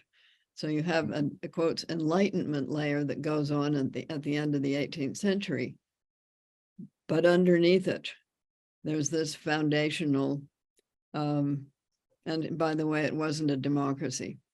That Puritanism of the 17th century was not what we would call a democracy. So there's always a sort of tidal pull to revert to what was there before. Let us take Russia. Totalitarianism is run by czars. Period of revolution, very communitarian and chaotic. Chaotic, especially in the area of who's married to whom and who takes care of the kids. Total chaos. So let's have the trains run on time and damp down some of this. Power struggles, Stalin wins, you get a new czar, you get a new secret police, which is a lot like the old secret police, except more effective. So how do people How do people really change? It's hard, but not impossible. And often those changes are dictated by nature itself. So looking at the Toltecs, the Aztecs, the Mayans, some of those changes that happened in that area were kicked off by climate change, that is prolonged droughts. If you have a prolonged drought in an agricultural community, things are going to change. And quite frequently people say, you were supposed to be sacrificing to the gods and it was supposed to make everything happen the way it should. And now look, and then they overthrow the regime, which is what happened in a number of places there. So if a totalitarian regime really messes up, there's going to be a strong impulse to get rid of it and try again. Interesting. So the in some ways you're ascribing change less to, let's say, the creative human ability. We write literature, we criticize, but sometimes it's just a transformation of difficult political regimes are a result of phenomena in the natural world that have less to do with our creative agency. Writers don't create conditions. They rarely create conditions at all. They reflect conditions. They rearrange fictionally conditions, but they have no actual power. So the pen is mightier than the sword is true only if all the people with the swords die and the books remain in print. In the interim period, I'm sorry to tell you that the sword is mightier than the pen, and although the pen has some influence, which is why these regimes want to get rid of writers who aren't towing the line, plus musicians, plus anybody else who's not doing the party song and dance. They have no actual power. They have influence, but not power. So I cannot wave my wand and order an army into battle. I do not have that power. Sorry. Yeah. Maybe Thanks. not. I don't think I'd be very good at it. Yeah, I guess the questions about sort of Stalin and some of the totalitarian regimes in a way leads to my next question. So in a recent interview with the CBC, you explained that you write dystopias rather than utopias because dystopias are far more appropriate for the times we are living through. Given the political instability that characterized the Trump era, the outbreak of COVID-19 and Russia's brutal invasion of Ukraine, I kind of understand why you stick to dystopias. Yet I see classic utopias, say Plato's Republic, Bacon's New Atlantis, Rawls's A Theory of Justice, as written in the spirit of optimism and hope that a better world is possible. And as it turns out, I saw a similar spirit of hope when I was in Ukraine this past summer. And I wonder what you make of hope. What role has hope played in your writing and work? And can the cultivation of hope, possibly through a 21st century version of Wells's A Modern Utopia, serve as a bulwark against the mounting crises we face? Okay, a little deep background. I was a Victorianist once upon a time. And the Victorian era created a huge number of utopias, so many that Gilbert and Sullivan wrote a parody of them called Utopia Limited. And these were fictional utopias, some of them quite bad, others classics, and they're real ones. And a lot of real ones located themselves in North America because they could get cheap land. And I've followed their histories with great interest, as you might expect. And a lot of them went pear-shaped because they weren't very practical. I think my favorite example of that was called Fruitlands. It was a bunch of transcendentalists who were going to live on nothing but fruit, plus vegetables that grew upwards. So no potatoes, vegetables that grew upwards because that was an aspirational direction, whereas vegetables that grew downwards were too earthy. So the problem was that none of them knew anything about growing fruit or anything else, as it turned out. How long did that last? About 6 months. So if you're going to have a utopia, you really need to start with the material world. And that is what we started with in our program this fall called Practical Utopias. And the mandate was threefold. We assembled 200 people from around the world, all ages from 18 to 75, many different vocations, interests. We hired facilitators to make sure they didn't kill one another as they disputed. And we hired illustrators to draw what they had done. And it's called Practical Utopias. You can find it on Disco Learn, which was an interactive learning platform. So the mandate was carbon neutral or carbon negative, scalable, that is cheap enough so everybody could do it, and attractive enough so they would want to do it. So no everybody eating tofu and dressing in old flour sacks. You had to make it attractive. And they pitched in and they first did the material world, housing, transport, clothing, food, disposal of dead bodies, an important thing. And they came up with some very interesting plans and ideas. Having done the research, they had a lot of research tools, and a lot of new materials are now being invented, new energy modes. So this is all very hopeful. And the second half was the social arrangements. Who's going to make the decisions? How will you arrange that? Do you want a democracy? What kind? Are you going to allow religion? How? What are you going to do about police forces? Because not everybody is going to follow the rules. If they did, it would be the first time in human history that that ever happened. So they had to make hard decisions about these things. And they were pretty good about just about everything, except they hedged a bit on the police. They didn't want to think that anybody was going to behave badly. And that is the problem with utopian romanticism. They generally think that everybody's going to be good. And that's very hopeful, but I think my plan is more hopeful because it takes into consideration human nature, but is generally hopeful about it. Hope, however, is I feel a built-in part of the built-in human toolkit, because if you did not have hope, which means the facility of anticipating a better future than the one you're sitting in right now, then nothing happens.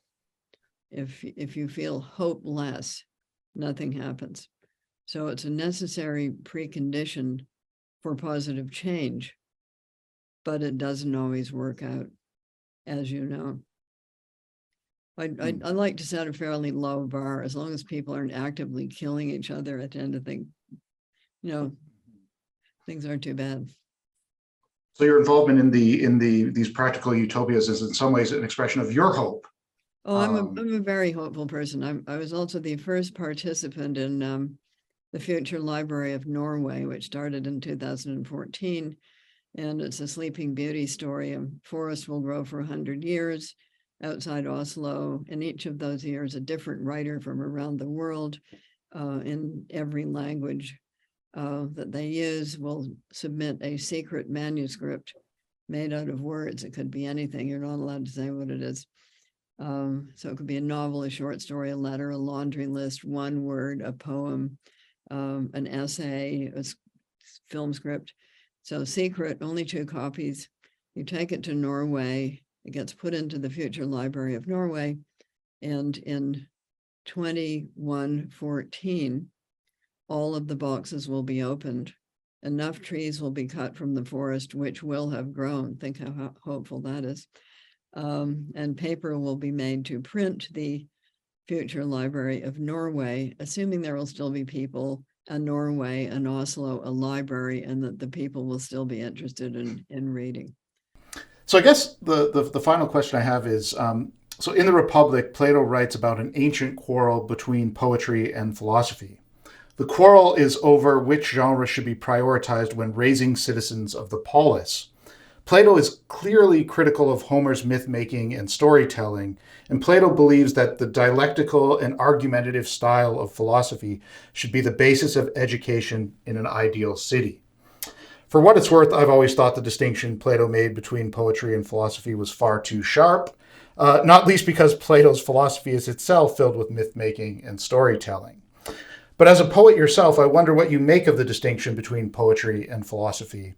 And given that you, like Plato and nearly every moral philosopher that followed him, are interested in questions about the good life for human beings, I wonder if your writing has been influenced by the history of philosophy, and if there is a particular philosopher that helped shape your understanding of the world.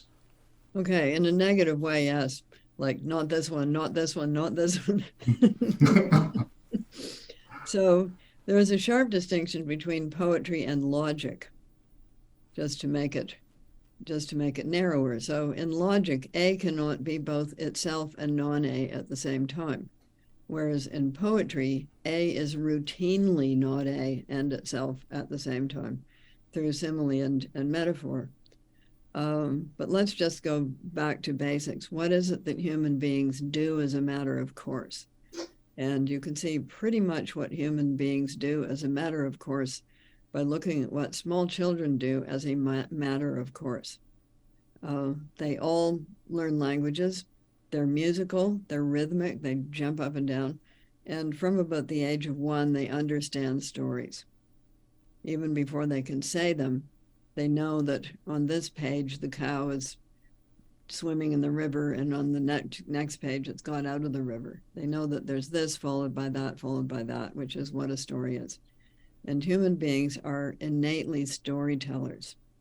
Whether those stories are good stories or bad stories or truthful stories or lies, we understand the world through stories more easily than we understand the world through philosophical disputation.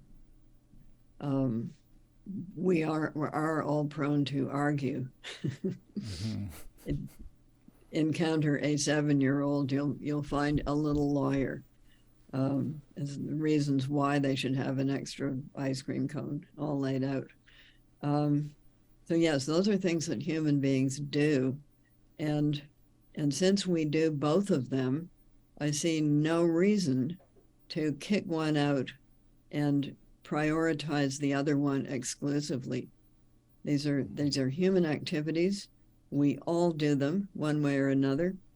And I think that the next question is, and instead of saying we should only do storytelling or we should only do logical argumentation, why don't we teach people how to do both of those things in the best way possible? Margaret, thanks so much for participating in this benefit event. I really value it, and I'm sure my Ukrainian colleagues do too. And I want to thank everyone for listening and attending and tuning in.